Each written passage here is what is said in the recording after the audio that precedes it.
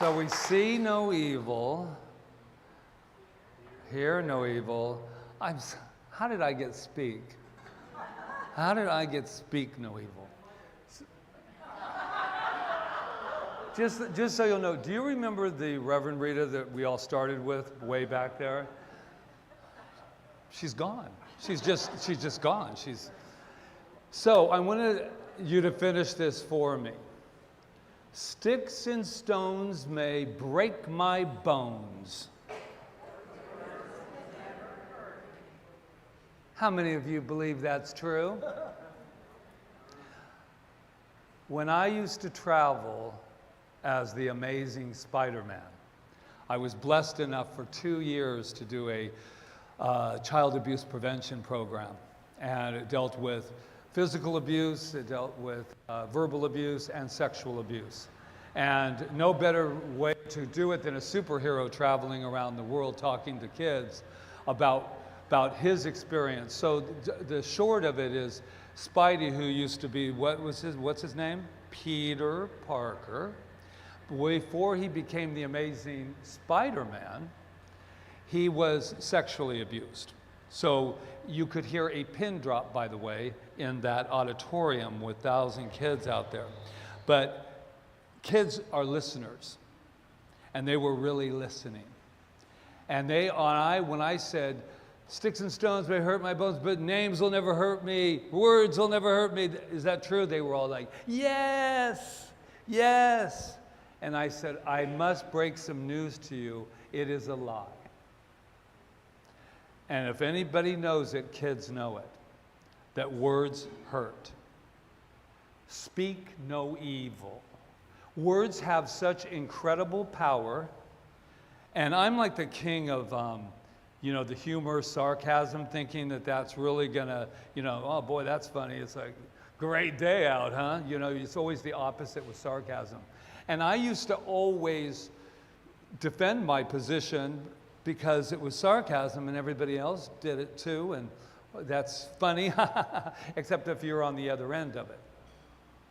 So this isn't about let's scold ourselves for saying things that hurt people. We've all done it. If there's anybody in this room that has not spoken a word that has hurt another individual, I would like to meet you and put you up here permanently, because all I know is that it's very interesting about words that can hurt. I looked it up, and the reason it was taught that way, and it was taught, is because what they were trying to say to them is and it even gave a little cartoon about it. It was hysterical. He was going, he's saying all these bad words to me and calling me this and calling me that. And then he just stood there and just kind of like took it and just, calmly said, okay. And then he said, why aren't you hurt? And he said, because I just have resilience. I just let that just go over me. It doesn't. It doesn't go over us. For me, it is a teaching that is not correct. Names can maybe sometimes not hurt you, but I know for myself that they may not hurt me and you may not see it, but I'll walk away, and I will be walking away with the words that were said. And we are in a world right now, and I'm not going to get political, but I'm going to get in a world that says nobody talks anything anymore except to put you down. What you're doing wrong, what you're not doing right. There's not an issue that I have heard lately in anything, in religions or any other place, that they're not speaking anything but putting it down. When my mother passed away at 94, she said there's no more such thing as an assassination, physical assassination. We assassinate with words now. We assassinate with the media now. We assassinate by making you feel less than you are.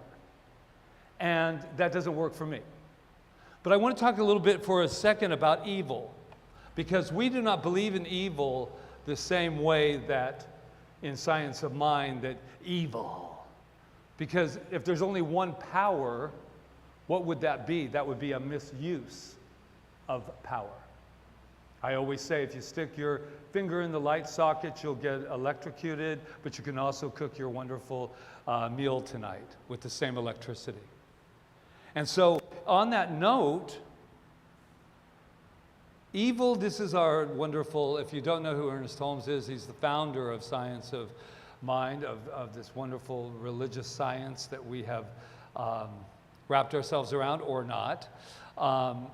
And he just synthesized everything, brought everything together and said, that's good, that's good, that's good, let's put it together and make a cake. So here it is. Evil is not a thing of itself, but simply a misuse of power.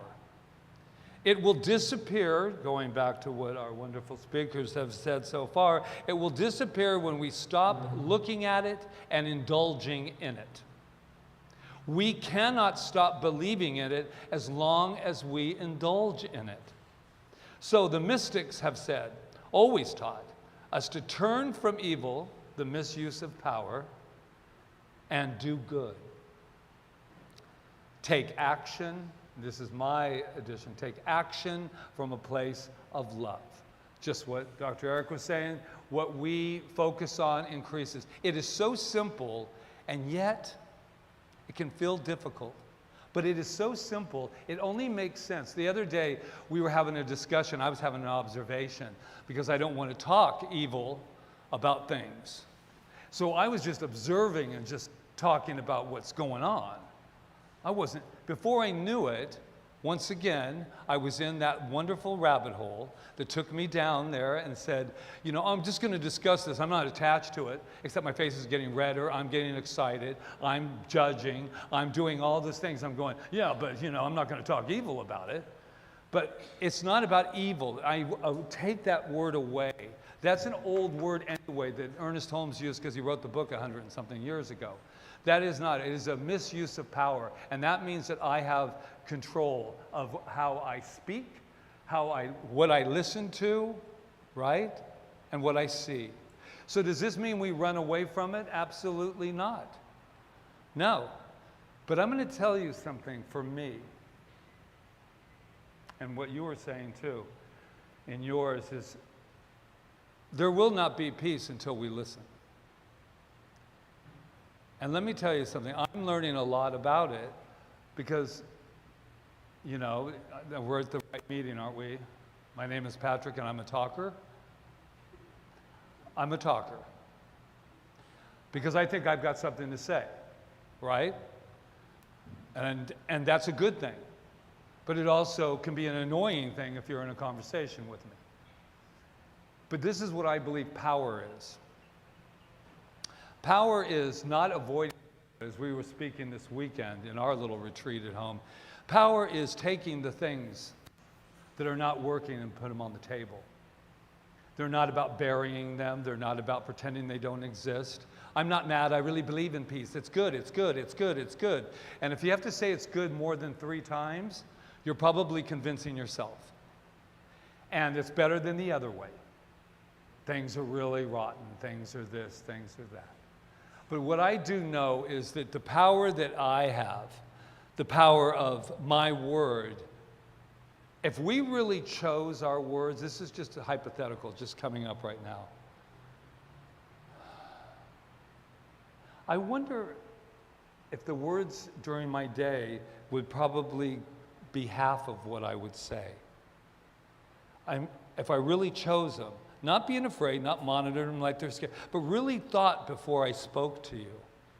Or what were they saying? You know, when you listen to somebody, I love that. Listen like you're the only person in the world. Ah, don't you like being the only person in the world? I love it. I love it when the world revolves around me. But I really want to say today it's great. We're looking, this teaching is so simple. We were talking about that this weekend too. It's so simple. Life is simpler than we're really making it. All it means is how I treat you, what I say about you, what I want that said about me. And if I can just take a moment not to be right and not to make you get it. Ooh, I love that one. You know, that's why people overtalk, by the way. Because I really want you to get it. And if you get it, then that can justify why I've got it. Oh my God, yeah, right? Instead of just saying, how you doing? You have a different opinion than me, don't you? Wow, I don't understand it. I'm not going to ever pretend to understand it. But I know beyond it all, the same thing, man. We are this. Somebody dropped an earring. They're fine. Was that sarcasm? Oh, it was right in the making. But see, I said it, but you laughed. But yeah, interesting. But yeah, back to where we were as we're ending here with this. I really want, this month has been so meaningful to me about the power, it's a superpower to listen. It's a superpower to speak from a place of integrity. And when you speak from integrity, I'm finding that I probably speak less. And then when I see what I believe is I will never see anything that I don't believe first. Believing is seeing for me. And so we have a teaching that we don't have to make you get it. You'll know exactly why you're here, where you're at, and we're love at the very center of what we're doing here. And I'm not going to believe there's not going to be peace. As a matter of fact, I'll let you know one thing out of the gate. There is a Santa Claus, just FYI. There's a Santa Claus. And the reason there's a Santa Claus is because I believe there is. There is nothing. All this time, somebody went and ruined my whole thing and told me there was no Santa Claus. And there is.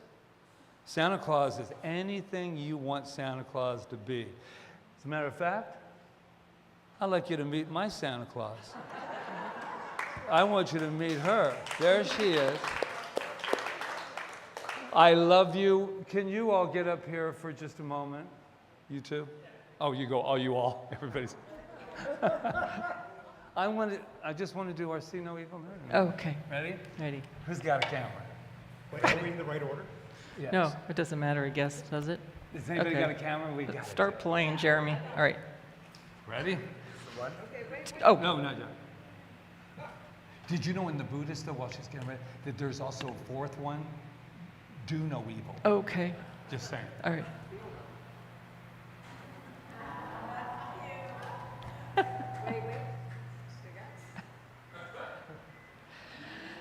All right. Thank you, everyone. Jeremy and Amy! Hey, go for it, Jeremy and Amy. Mahalo, everyone.